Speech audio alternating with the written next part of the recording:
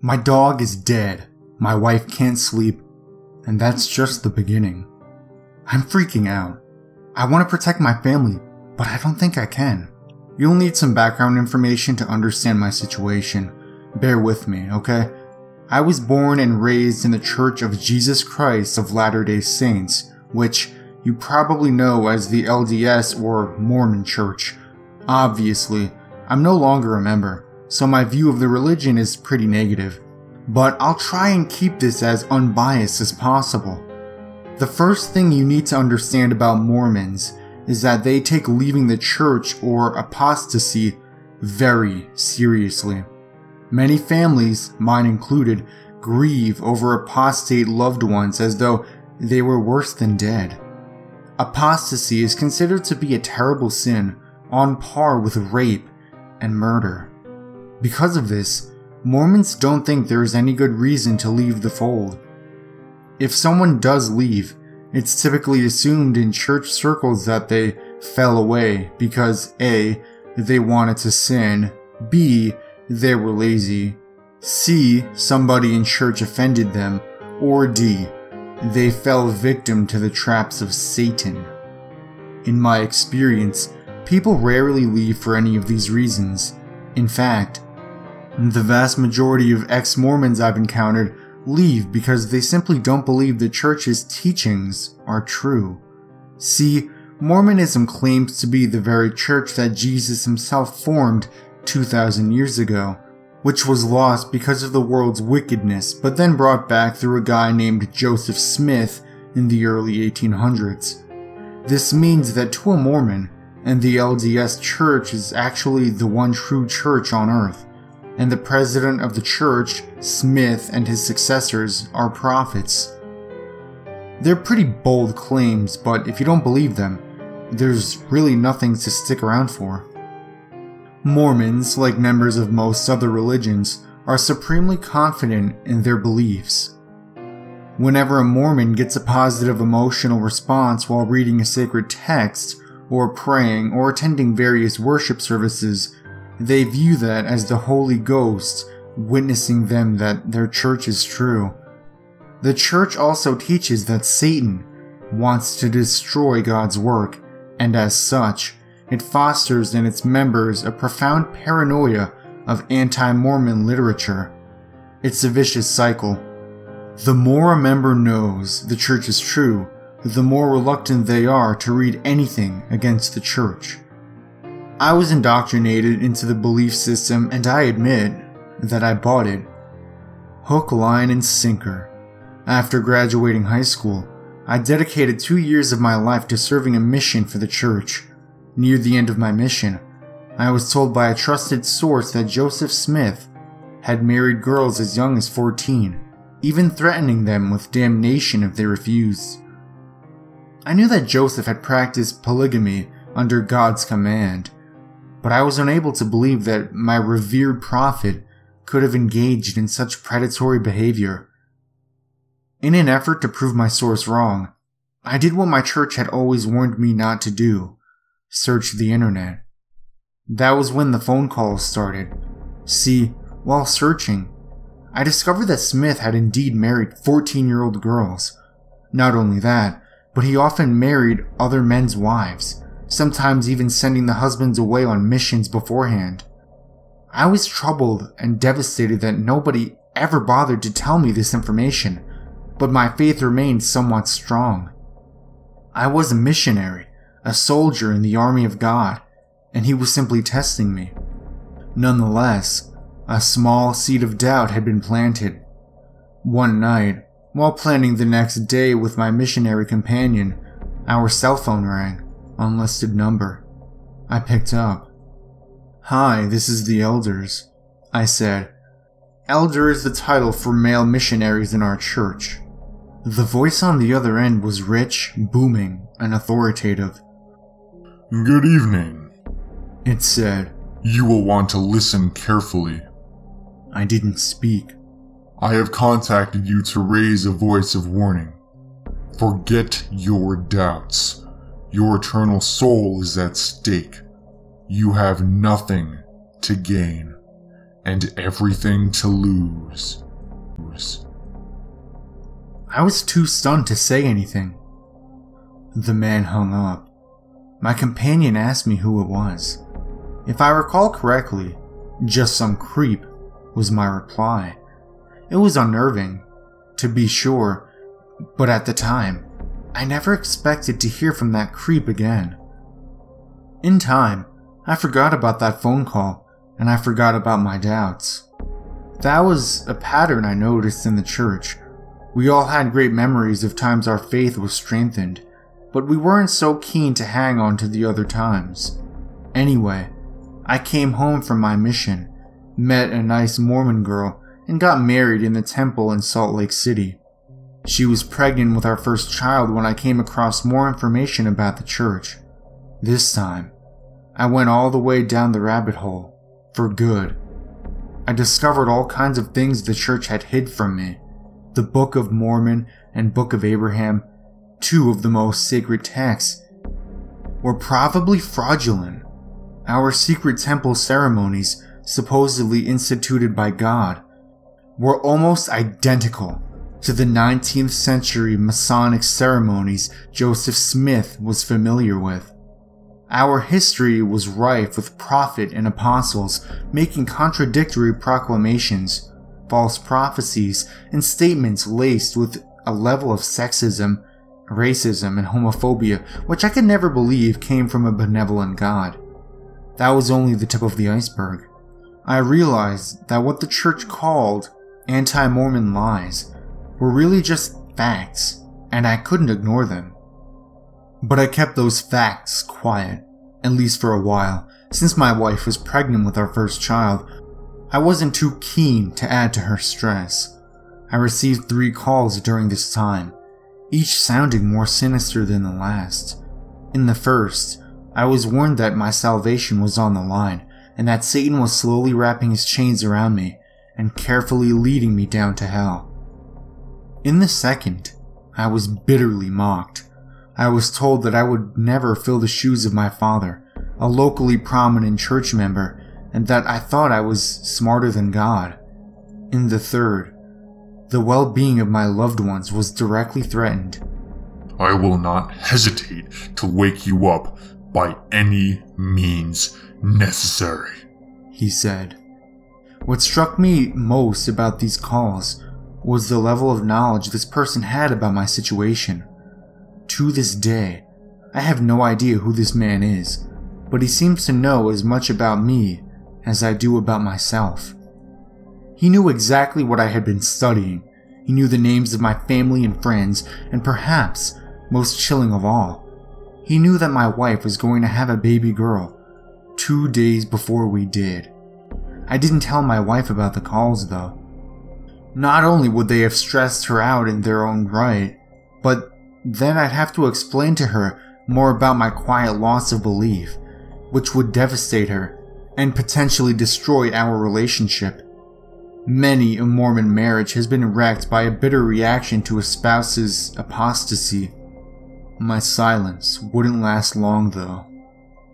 A week after we found out the sex of our baby, tragedy struck. My wife woke up in the middle of the night screaming, an enormous blood stain between her legs. She had miscarried. We were, of course, devastated, but my grief turned to anger when I received a call on my cell phone that same night. You see, this is what happens when you leave the Lord's side. You suffer, yes, but those who love you suffer more. I took the call outside my wife's room in the hospital, and I found myself shaking so bad that it took me about 15 minutes to go back in. When I did, she asked me who had called. I tried to make it sound unimportant. "Oh, I'll tell you later," I said. "Are you okay?" In private, I told my wife's doctor about the call, but he seemed somewhat unperturbed. He said there was no way a person could have caused the manner of miscarriage my wife had. Satisfied that we were not in any immediate danger, I spent the next couple of weeks taking care of my wife. She got sick leave from her work to recover, but all things considered, she took it pretty well.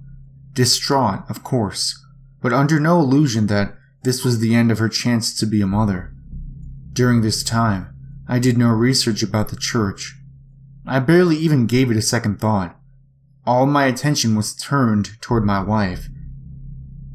Until I opened the envelope. I awoke one morning to find a large yellow envelope sitting on our doormat. A calligraphic font on the front read, "For the prodigal son." My heart dropped. It was him. I opened it to find a handwritten note and a typed letter. The note was brief. "As the priesthood bearer in your home, it is your responsibility to lead your wife into celestial glory. Put on the whole armor of God. This will help." The letter was no longer 36 pages, single-spaced. It was filled with infuriatingly weak apologetic responses to the most damning evidences against the church.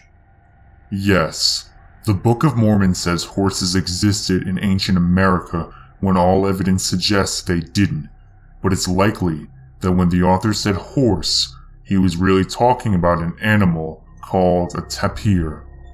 Things like that. During my research, I had come across many apologists for the church. At first, I held out a small sliver of hope that they were right, but the more I read, the more I realized how intellectually dishonest they are.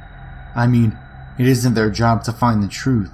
It's their job to prove the church true. They're not seeking a conclusion that fits all the facts. They're seeking facts to fit their predetermined conclusion. I think it was the sheer absurdity of the apologetics, perhaps even more than my fear of our seemingly omniscient stalker, which made me realize I couldn't live a lie any longer. I had to tell my wife.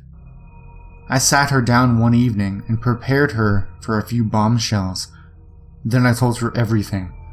I thought she would be terrified of our stalker and unable to believe that the church is false. She was the exact opposite. She had already realized that Mormonism was just a little fish in a giant pond of religions claiming to be true, and her college studies had already shown her how spiritual feelings could easily be explained by psychology. With that background, she was done with the church the second she learned that Joseph Smith had translated the Book of Mormon by looking at a rock in a hat.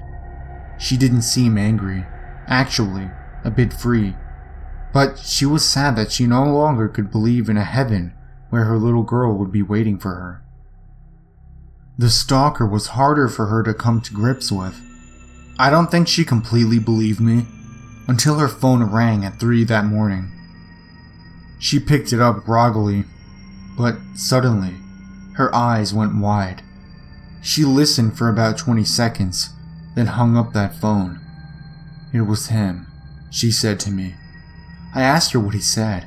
She replied, "That you're a liar and an agent of Satan, and that you're willfully deceiving me because you want to sin." I asked her if she believed him. She said she didn't. That was about 3 months ago. Since then, we've completely stopped attending worship services. We now drink tea, coffee, and alcohol, all strictly forbidden by the church. Soon, we plan on officially removing our names from the church's records. We would have done it weeks ago, but we're absolutely terrified of our mystery assailant. As we've drifted farther and farther from the church, he's gotten worse. We called the police, the phone company, anyone we thought could help. Nobody did. This guy's calls, though increasing in frequency, didn't even show up on our phone records. My wife was completely beside herself when she came home one day to find all of our alcohol, our tea, our coffee maker in the trash. She went to our bedroom and, resting on our pillow, 2 copies of the Book of Mormon. He had actually been in our home. We sold our lease and found another place to live the next day, a duplex about 20 minutes away. It's not great, but it was the first available place we found. We even bought a guard dog, a beautiful German Shepherd we'd named Zelf, inside ex-Mormon joke. We loved Zelf dearly, even though we only had him for a month. Over that month, we were pretty well left alone, but the people who know us weren't. My boss called me into his office one afternoon and told me that he'd just gotten a call. He said he'd received an anonymous report that I deserved to be fired because I had been engaging in all manner of sin, and he asked if I knew anything about it. With no other choice, I told him about our situation. He didn't seem overly troubled by our stalker, but he was quite upset that my wife and I had left the church. Apparently he's a Mormon too, the bishop of a congregation located a couple towns away. I had no idea, but he's been terribly rude to me ever since. That same day, my wife called to tell me her study group had canceled on her. 2 Mormon girls in her class, who she had made friends with while she was still in the church, independently told her they'd received threatening emails which referred to my wife as a spiritual vampire. She has killed her spirit, and she has killed her baby. The email read, "If you associate with her further, she'll kill you too." He got to our loved ones too. Ever since we told them of our disaffection from the church, nobody in either of our families have spoken to us, with the exception of this text message sent by my wife's younger brother 4 days ago. "We're all getting calls from this creep. He says our family is tainted because of you. Mom's scared. Thanks a lot." It was all horrible, but on Sunday night, things reached a new level. We woke up in the middle of the night to the sound of Zelf howling in agony. A pungent smoke was pouring into our bedroom. We ran downstairs, but could do nothing but stare in horror. In the middle of our living room was a giant cross, lit on fire. Zelf, now either unconsciously dying or already dead, was nailed to it by his paws. On the wall behind the cross, a message was written in Zelf's blood. "You betray your savior." The fire department arrived in time to save our house from being burnt to the ground, but there was extensive damage.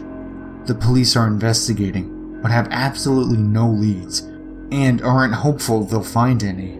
Even if they do, what difference does it make? My unborn child is dead. My dog is nothing but ashes. My wife hasn't slept in almost 2 days. In the meantime, we're under police protection, but they can't protect us forever. Who even knows if they can protect us now?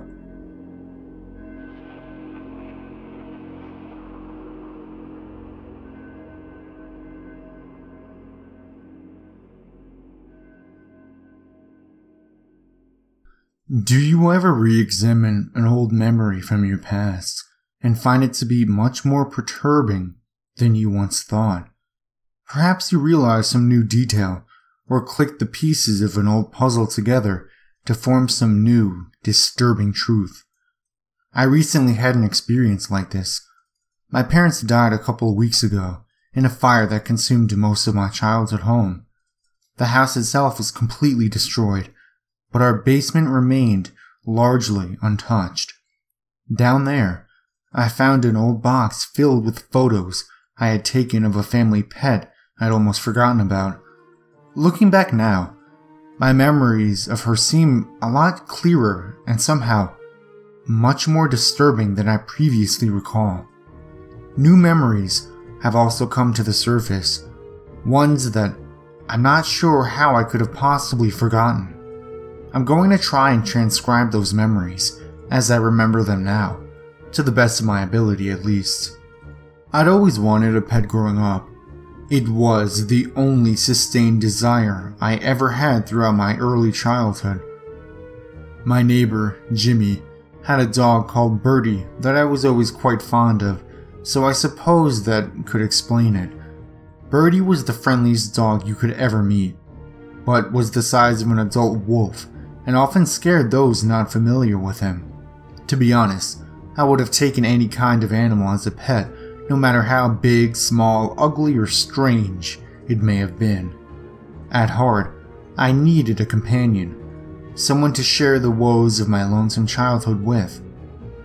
I'd never really had what you call friends.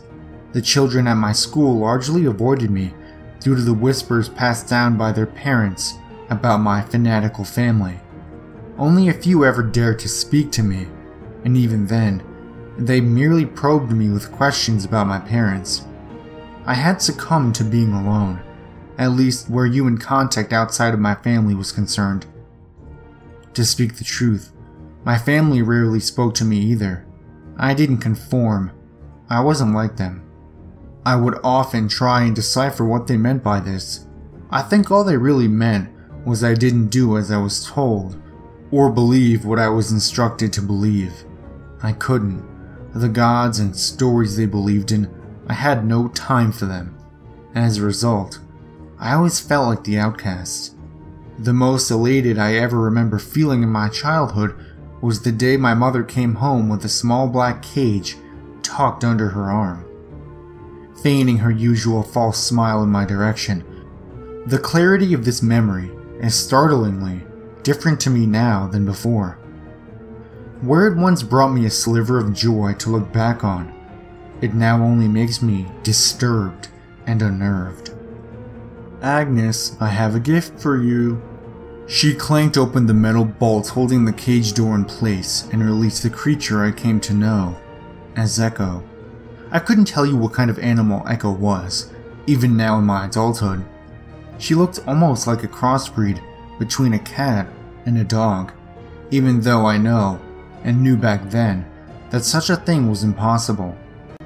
It's still so strange that this never seemed to bother me before. Almost all of her slender figure was jet black, except for the tiniest wisp of white at the end of her droopy tail.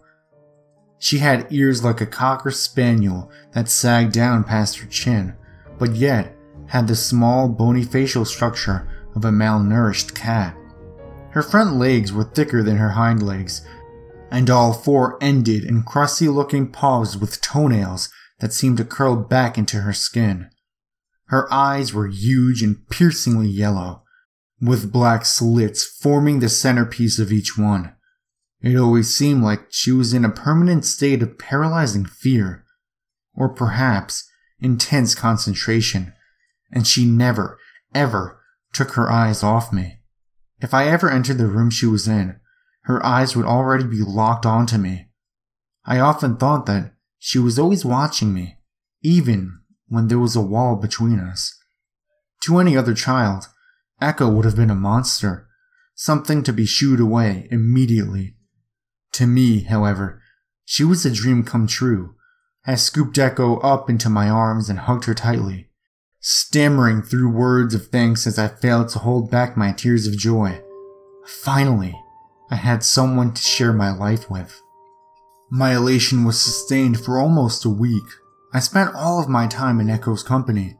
I read her stories, showed her the scribblings of my scrapbook, even though she refused to divert her eyes to look at them, and introduced her to my prized collection of handcrafted dolls passed down to me by my mother. Her demeanor never changed. Her eyes never wavered. She continued to stare into my soul with her every waking moment. Oddly, I never actually saw her sleeping. If I ever awoke during the night, I would find her perched at the end of my bed, observing me with those penetrating eyes. I didn't mind though. Nothing Echo did really fazed me. Very little could ever faze me at that age. I was just glad to have the company, to have someone who remained in the room, no matter how long I kept talking. After a week, things changed. The changes were slow and subtle, but given that I spent almost every waking moment in Echo's presence, I detected them immediately. The first change was the most noticeable. She took her eyes off me, just for a moment.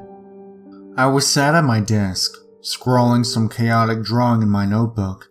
Echo was perched by the side of the book, glaring at me as usual. I never saw her take her eyes off me, but as I took a moment's pause in my drawing, I noticed out of the corner of my eye that her vision was fixated on her paw. She had lifted her right leg ever so slightly off the ground and began shaking her paw gently from side to side, not in fear or nervously, but slowly and purposefully, like she was examining it. As soon as I noticed, I jumped back in my chair in shock, causing Echo to immediately fix her eyes back onto me. I remember that it unnerved me greatly at the time, but as I thought about it, I rationalized that she simply must have been getting more comfortable with me, enough to at least stop watching me for just a moment. Over the next few days, I continued to catch her not looking at me. She was always doing something different with her paws at the time, making different motions or raising them closer or further away from the ground. Around 4 or 5 days later, she started to do more. Now, up until this point, Echo had made very little noise. Besides the pitter-patter of her feet as she followed me around the house, her existence was entirely silent. She never meowed or barked or whatever it is she was supposed to do. But this very quickly changed. I remember the first noise she made. I was in the kitchen, locked in some furious argument with my mother, probably over something I did or something I said. Our arguments were exclusively about my faults. I can't remember what my mother said to prompt this response, but I let out a near-deafening scream of anger. When my lungs had finally dried up to the point where I had to stop, the room fell into silence, but only for a moment. Behind me, I heard a faint whine emanate from Echo. In mere seconds, I'd forgotten all about the argument and was desperately trying to make Echo make the noise again. I wouldn't have to wait long. The whines began to occur just as frequently as the paw motions did, in different tones and volumes. Her eyes, once again, were always focused elsewhere when she made the noise, but would lock back onto me instantly once she was finished. After another week of this, something happened and stirred my nerves. Up until then, I remembered feeling relatively unperturbed about her behavior, even somewhat excited that she was now beginning to become a lot livelier than before. This all changed on one fairly hot night in the middle of July, where I awoke to an unusual sound. It was almost like a loud whisper, but I couldn't decipher any words from it.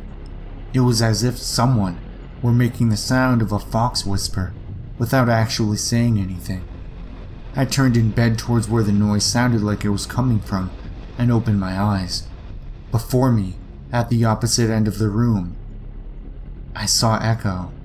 She was perched entirely on 2 hind legs, her figure unnaturally straight, and her arms somehow impossibly resting by her sides. In almost the blink of an eye, Echo dropped back onto 4 legs and stared at me once again, unmoving. I remember being afraid of Echo for the first time at this moment.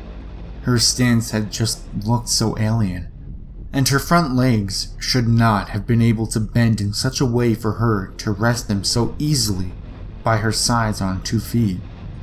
It was almost as if the point where her arms met her body had moved further around to her sides. It is at this point that I previously remember Echo dying, and her body being burnt on the small bonfire we had built on our back garden. However, somehow, since seeing those photos, new memories that somehow do not feel new have opened up to me. The implications of these memories, well, I will leave that up to you, the listener, to decide. On my part, I wish to leave any memory of my parents and Echo behind. It was about 2 weeks from the point until Echo died. Over the course of that fortnight, Echo began to change even more, and I don't just mean in behavior. She physically began to change. This wasn't just a case of her growing older. It was more than that. The first thing I remember changing were her 4 whiskers, which disappeared from her face one morning without a trace. From then onwards, the changes became a lot more gradual. but they all seemed to occur at once, and they were significantly more pronounced. Her mouth, for starters, began to slowly widen. She had always had somewhat of a pursed and small mouth, which didn't seem to spread very far around her face, but by the end of the 2 weeks, it had extended so far that the curled tips of what now seemed to look like a crooked smile had become submerged beneath her ears. These too had also shortened. By the end of the 2 weeks, she no longer had ears that sagged down past her chin. Gradually, they had receded further up her face, which had also begun to grow bulkier and wider. Her legs also changed, seeming to undergo a role reversal.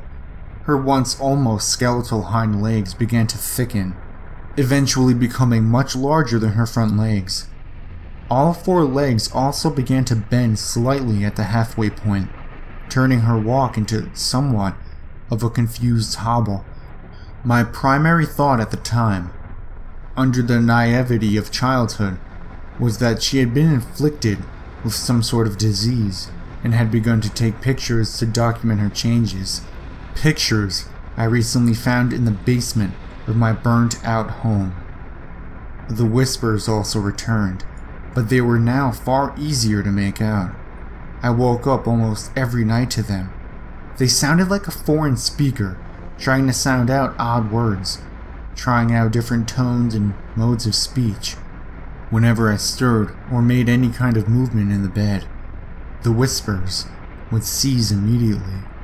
I would often stay still for hours on end, trying to make some sense of the muddled words, but no patterns ever emerged. It came to a head that night Echo went missing. I went to sleep with her glaring at me from across the room. I awoke to find her gone. There was no trace, and no possible way she could have really exited the house. The bottom floor windows were closed, all the doors were locked, the keys in my parents' room, and we had no cat flip or point of exit for her to leave as she pleased. The only plausible escape was to jump out of the window, but the fall would have, at the very least, strongly injured her. I searched all day, and became increasingly worried that she would not survive out there with her illness. My mother tried to argue that pets often leave home sometimes, but that they usually return. My mother was not particularly gifted at reassurance, probably because she didn't care very much. Later that night, long after I had given up the search, I was shook by the most horrible array of sounds. It started with a low howl, followed by a mixture of gurgling and growling. At this point, I darted to the window to try and look for the source of the commotion. My garden was lit up only by a single light source, the simmering embers of a bonfire that were slowly dying in the cool air of the night. They weren't strong enough for me to see what was going on, but they cast weak shadows on the fences that were enough for me to form a picture of what was happening. I saw what appeared to be a wolf-like creature standing posed to pounce on its opponent, which had an unnaturally lanky torso, but appeared to be somewhat human in shape. The two stood silently staring for a moment before lunging at each other in a fit of screams and growls. This went on for about a minute. I stood, paralyzed to the spot by an unfamiliar sense of fear. Just as I was about to move, to run downstairs to try and see better what was happening, I saw a figure vault over the fence from next door. As the figure landed, a terrible and pain-filled whimper sounded out, and I saw the shadow of the human-like figure come crashing down to the floor. Defeated. I ran downstairs, bumping into my parents halfway who had been awoke by the commotion. We all spilled onto the garden, flashlights in hand, and illuminated the scene. The wolf I had seen was Birdie, the figure who had vaulted the fence belonging to his owner, Jimmy. The human corpse I expected to see was nowhere to be found. Instead, lying mangled and broken on the floor, was the corpse of my deformed Echo. Jimmy had to be ushered away from the scene, dumbfounded and shocked as he was. He kept muttering under his breath, But it was there. There was a... My father guided him away, shushing him as he continued to mumble. Birdie followed his owner dutifully, blood still dripping from his panting mouth. Now the details of what happened next are a little fuzzy. I remember we burnt Echo's body on the bonfire.